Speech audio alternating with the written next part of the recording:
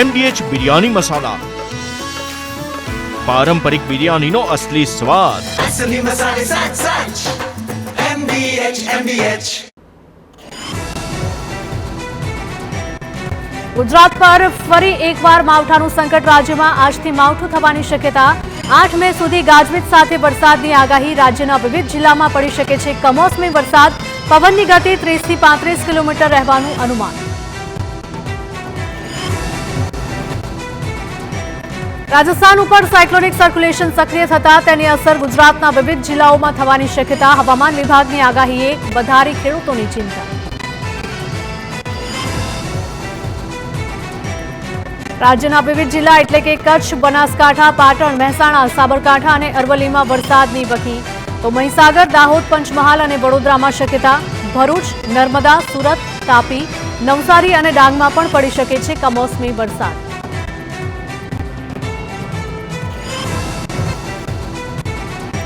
અમદાવાદના ચંડોળા તળાવમાં ગેરકાયદે બાંધકામમાં 3 નામ સામે આવ્યા.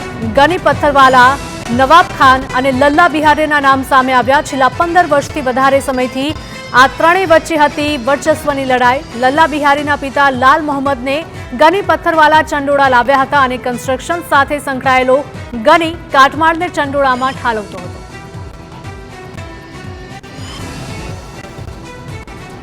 તો તળાવમાં કાટમાળ ઠાલવીને જગ્યા સલામત કરી સિયાસતનગર વિસ્તાર ઉભો કર્યો. ગનીના હાથ નીચે લાલ મોહમ્મદનો પુત્ર લલ્લા બિહારી કડિયા કામ, મજૂરી કામ શીખ્યો હતો. ગનીનો હાથ છોડીને લલ્લા બિહારીએ ધીમે ધીમે પોતાનું નેટવર્ક ઊભું કર્યું હોવાનો ખુલાસો. ગની પથ્થરવાલાના મૃત્યુ બાદ અડધા ચંડોળા પર લલ્લા બિહારીએ કબજો જમાવ્યો હતો. લલ્લા બિહારીએ ચંડોળામાં સામ્રાજ્ય સ્થાપી ગોરખ ધંધા શરૂ કર્યા હોવાના ખુલાસા થયા. બાંગ્લાદેશી મહિલાઓ પાસે દેહ વેપાર કરાવીને કરતો હતો કાળી કમાણી. અમદાવાદમાં ચંડોળા તળાવ ડિમોલેશન મામલો. પોલીસ કમિશનર અને મ્યુનિસિપલ કમિશનરે કર્યું નિરીક્ષણ. ચંડોળામાં ચાલી રહેલી કામગીરીની સમીક્ષા કરી હતી અને આગળની કામગીરી અંગે પણ માહિતી મેળવી. ચંડોળામાં દિવાલની બાઉન્ડ્રી બનાવવાની કામગીરીનું કર્યું નિરીક્ષણ. નવસારીમાં કરાડી ગામે ગેરકાયદે ઝીંગા તળાવ તોડવા કામગીરી. નેશનલ ગ્રીન ટ્રિબ્યુનલના આદેશ બાદ તળાવ તોડવા કાર્યવાહી. અગાઉ તળાવના માલિકને 3 વાર નોટિસ અપાઈ હતી. તળાવ માલિકે પુરાવા રજૂ ન કરતા તળાવ પર ફર્યું બુલડોઝર. 4 એકરમાં બનાવાયેલા તળાવ પર ફર્યું બુલડોઝર. પોલીસ બંદોબસ્ત સાથે ડિમોલેશન કરવામાં આવ્યું. અમરેલીમાં મદ્રેસાના મૌલાનાનું પાકિસ્તાન કનેક્શન અંગે મોટા સમાચાર. જિલ્લા એસઓજી બાદ હવે ગુજરાત એટીએસ કરી શકે છે મૌલાનાની તપાસ. એસઓજીની ટીમ દ્વારા મૌલાનાને અમદાવાદ એટીએસ લઈ જવાયો હતો. મોબાઈલમાં ટેકનિકલ તપાસ બાદ સૌથી મોટો ઘટસ્ફોટ થવાની શક્યતા. મોબાઈલમાંથી પાકિસ્તાન, અફઘાનિસ્તાનના સોશિયલ મીડિયા ગ્રુપ્સની કરાશે તપાસ. મૌલાના મોહમ્મદ ફઝલ અબ્દુલ અજીઝ શેખથી એટીએસ કરશે પૂછપરછ. મદ્રેસા ચલાવતા મૌલાનાની સામે સ્થાનિક વિસ્તારોમાં પણ નારાજગી હતી.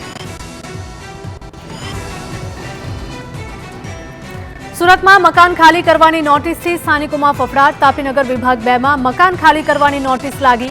નોટિસમાં મનપાનો લોગો અને નામનો ઉપયોગ થયો. સ્થાનિકોએ તપાસ કરતા નોટિસ નકલી હોવાનું સામે આવ્યું. સુરત મનપાએ કોઈ નોટિસ ન આપી હોવાનું સામે આવ્યું. સ્થાનિકોએ નકલી નોટિસ લગાવનારા સામે ફરિયાદ નોંધાવી. સુરત પાંડેસરાના વડોદ ગામે અસામાજિક તત્વો બન્યા બેફામ. દિવ્યાંગ વેપારીએ હપ્તો આપવાની ના પાડતા લુખ્ખા તત્વોએ માર્યો માર. ઘાતક હથિયારો સાથે દુકાનમાં ઘૂસીને 15,000ની ધાડ પાડી હતી. વેપારીનો મોબાઈલ પણ સાથે લઈ નાસી છૂટ્યા હતા આરોપીઓ. પોલીસે તાત્કાલિક 7 આરોપીની ધરપકડ કરી. 7 આરોપીમાં 4 સગીર પણ સામેલ હતા. રાજકોટમાંથી વધુ 6 બાંગ્લાદેશી ઝડપાયા. તમામ બાંગ્લાદેશી નાગરિકોની પૂછપરછ બાદ ડિપોર્ટ કરાશે. ભગવતીપરા, મોરબી રોડ, રામનાથપરા વિસ્તારમાં પોલીસની તપાસ. જંગલેશ્વર સહિતના વિસ્તારોમાં પોલીસની તપાસ હાથ ધરાઈ. અત્યાર સુધીમાં કુલ 21 જેટલા બાંગ્લાદેશી નાગરિકો ઝડપાયા.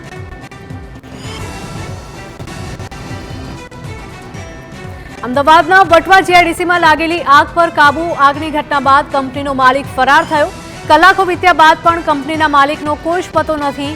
જયશ્રી કેમિકલમાં ફાયર એનઓસી ન હોવાનું સામે આવ્યું. ફેક્ટરીનો વીમો પણ ન લીધો હોવાનો ઘટસ્ફોટ થયો. આ ફેક્ટરીમાં હતો 10 ટન જેટલો કેમિકલ સોલ્વન્ટનો જથ્થો. ગોડાઉનમાં રાખવામાં આવેલા કેમિકલ અંગે થશે તપાસ. ફેક્ટરીમાં સોલ્વન્ટ અને ઇથાઇલ હોવાથી આગ વધારે પ્રસરી હોવાનો ખુલાસો. ફેક્ટરીમાં લાગેલી આગમાં 2 લોકો ઇજાગ્રસ્ત પણ થયા હતા. ગુજરાતી ભાષામાં એન્જિનિયરિંગના શિક્ષણ અંગે જીટીયુનો મોટો નિર્ણય. જીટીયુએ ગુજરાતીમાં એન્જિનિયરિંગ શિક્ષણ બંધ કરવાનો નિર્ણય લીધો. 3 વર્ષમાં એક પણ વિદ્યાર્થી ન આવતા નિર્ણય લેવાયો. ગુજરાતીમાં એન્જિનિયરિંગ બાદ નોકરી અને ઉચ્ચ અભ્યાસમાં થતી હતી સમસ્યા. આગામી શૈક્ષણિક વર્ષથી પ્રવેશ જ ન આપવાની જાહેરાત. મહેસાણાની જીપીડી કોલેજમાં ગુજરાતીમાં એન્જિનિયરિંગ કરાયું હતું શરૂ. માતૃભાષામાં એન્જિનિયરિંગ કરવાના પ્રયત્નો બાદ આખરે લેવાયો નિર્ણય. સિવિલ, મિકેનિકલ, ઇલેક્ટ્રિક, કોમ્પ્યુટરના ગુજરાતી પુસ્તકો પણ હતા તૈયાર. અંગ્રેજીમાં અભ્યાસ કરવું હોવાથી ગુજરાતી વિદ્યાર્થીઓને રસ ન દાખવ્યો.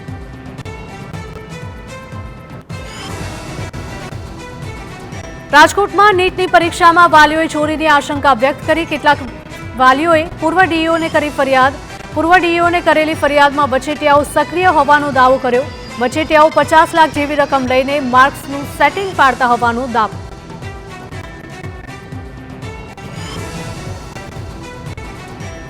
$650 થી પણ વધારે માર્ક્સ આપવાની લાલચે રૂપિયા પડાવવાનો દાવો. અને અમદાવાદની એક હોટલમાં બોલાવીને વાલીઓને અપાય છે લાલચ. 4 માસ અગાઉ જ વિદ્યાર્થીઓનું આધાર કાર્ડ અન્ય રાજ્યોનું બનાવી દેવાયું હતું. પૂર્વ જિલ્લા શિક્ષણ અધિકારીએ પણ આ બાબતે તપાસણી કરી છે માંગ. સુરતની વીર નર્મદ યુનિવર્સિટીની પરીક્ષામાં પાસ થવા નવો પેત્રો પેન પર પેન્સિલથી જવાબો લખીને આવ્યા હતા 3 વિદ્યાર્થીઓ. વાદળી પેન પર પેન્સિલથી નાના અક્ષરમાં લખેલા હતા સંક્ષિપ્ત જવાબો. ફ્લાઇંગ સ્ક્વોડે ગણતરીની જ મિનિટોમાં વિદ્યાર્થીઓને ઝડપી લીધા. કમિટીએ 3 વિદ્યાર્થીને સંબંધિત વિષયમાં 0 માર્ક્સ આપ્યા. 3 વિદ્યાર્થીને ₹2500નો દંડ પણ ફટકાર્યો. રાજકોટમાં TV9 એજ્યુકેશન એક્સપોનો પ્રારંભ થયો. પૂર્વ પ્રધાન જયેશ રાદડિયાએ એક્સપોનો પ્રારંભ કરાવ્યો હતો. TV9 એજ્યુકેશન એક્સપો 2025નો પ્રારંભ. વિદ્યાર્થીઓને અભ્યાસ અંગે મળી રહેશે શ્રેષ્ઠ વિકલ્પ. જુદી જુદી વિદ્યાશાખામાં સારી તક અંગે પણ મળશે માહિતી. રાજ્યની 30 યુનિવર્સિટીએ એક્સપોમાં લીધો ભાગ. પ્રતિષ્ઠિત કોર્સ અંગે મળશે માર્ગદર્શન. વડોદરામાં TV9 એજ્યુકેશન એક્સપોનો પ્રારંભ થયો. શિક્ષણ પ્રધાન કુબેર ડિંડોરે એક્સપોનો પ્રારંભ કરાવ્યો. વિદ્યાર્થીઓને અભ્યાસ અંગે મળી રહેશે શ્રેષ્ઠ વિકલ્પ. જુદી જુદી વિદ્યાશાખામાં સારી તક અંગે પ્રતિષ્ઠિત કોર્સ અંગે માર્ગદર્શન આપવામાં આવશે. અમદાવાદની શાન ગણાતા કાંકરિયા તળાવની શોભામાં હવે અભિવૃદ્ધિ થઈ. હવે ગુજરાતમાં સૌપ્રથમ વખત વેક્સ મ્યુઝિયમ અને ગ્લાસ ટાવરની મજા અમદાવાદમાં માણી શકાશે. કાંકરિયામાં બાલવાટિકામાં નવા રંગરૂપમાં જોવા મળશે, જે જોઈને કોઈ પણ વ્યક્તિને જાણે વિદેશમાં ફરતા હોય તે પ્રકારની અનુભૂતિ થશે. મહાનગરપાલિકાએ PPP ધોરણે 22 કરોડના ખર્ચે બાલવાટિકાનું રીડેવલપમેન્ટ કર્યું.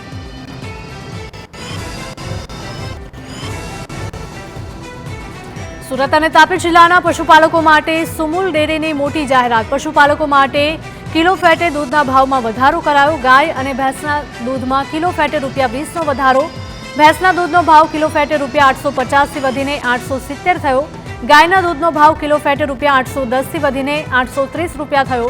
બંને જિલ્લાના 2,50,000 પશુપાલકોને કુલ ₹70 કરોડથી વધુનો થશે લાભ. વડોદરામાં અમૂલ દૂધના ભાવ વધારા સામે વિરોધ પ્રદર્શન. દૂધના ભાવમાં વધારો થતા કોંગ્રેસે વિરોધ નોંધાવ્યો. બરોડા ડેરીની બહાર કોંગ્રેસના કાર્યકરોએ વિરોધ નોંધાવ્યો. ભાવ વધારો પરત ખેંચવા કોંગ્રેસની માંગ. તો બેનર અને સૂત્રોચ્ચાર સાથે વિરોધ પ્રદર્શન કર્યું.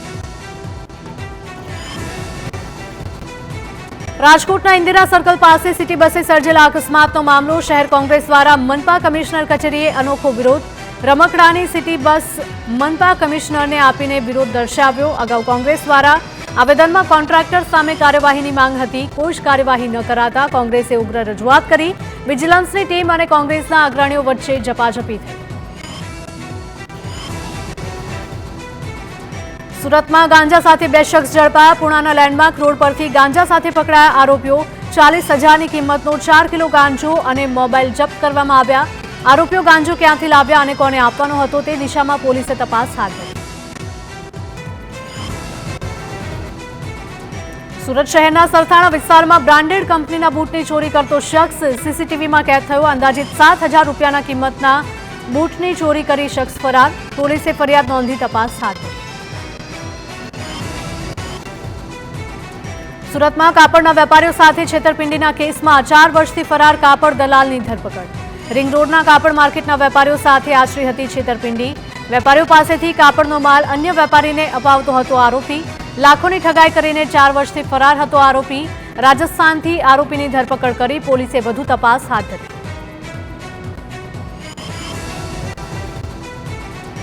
તમિલનાડુમાં લાખો રૂપિયાની છેતરપિંડી કરનારો શખ્સ સુરતથી ઝડપાયો. સુરત સાયબર સેલે કતારગામમાંથી આરોપીની ધરપકડ કરી. આરોપી સામે મદુરાઈ પોલીસ સ્ટેશનમાં 68 લાખની છેતરપિંડીનો ગુનો છે દાખલ. ત્યારે આરોપીએ ફરિયાદીને શેર બજારમાં રોકાણ કરી સારા નફાની લાલચ આપીને પડાવ્યા હતા રૂપિયા. ટેલિગ્રામથી થયો હતો આરોપી અને ફરિયાદીનો સંપર્ક. વડોદરાના બાબોદ પોલીસ સ્ટેશનમાં સિકલીગર ગેંગ વિરુદ્ધ નોંધાયેલા કેસમાં વધુ એકની ધરપકડ. સુરત ક્રાઇમ બ્રાન્ચે આરોપી ગુરુચરણ સિંહને ભેસ્તાન ઓવરબ્રિજ નીચેથી ઝડપી લીધો. આરોપીની હાલ કરાઈ રહી છે સઘન પૂછપરછ. આરોપી સુરત, વડોદરા, અમદાવાદ, રાજકોટ, અંકલેશ્વર સહિતના શહેરોમાં વાહન ચોરી, ઘરફોડ ચોરીના 25 જેટલા ગુનામાં પકડાઈ ચૂક્યો છે. તો પાટણમાં અસામાજિક તત્વો સામે પોલીસની કડક કાર્યવાહી. ભૂમાફિયા, અપહરણ, ખંડણી સહિતના ગુનામાં સંડોવાયેલા ઇસમો સામે પાસાની કાર્યવાહી કરવામાં આવી. 5 શખ્સને રાજ્યની અલગ અલગ જેલમાં ધકેલી કાર્યવાહી કરવામાં આવી.